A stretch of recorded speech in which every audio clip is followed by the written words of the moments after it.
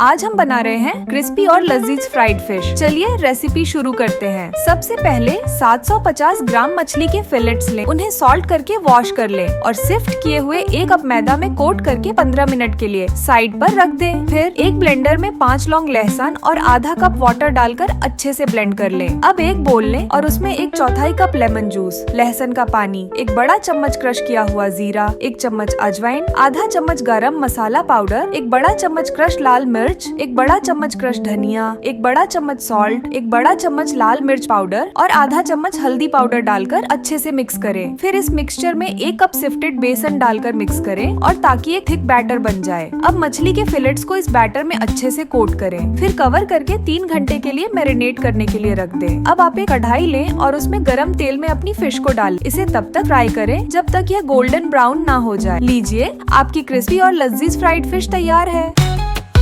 Dancing dishes.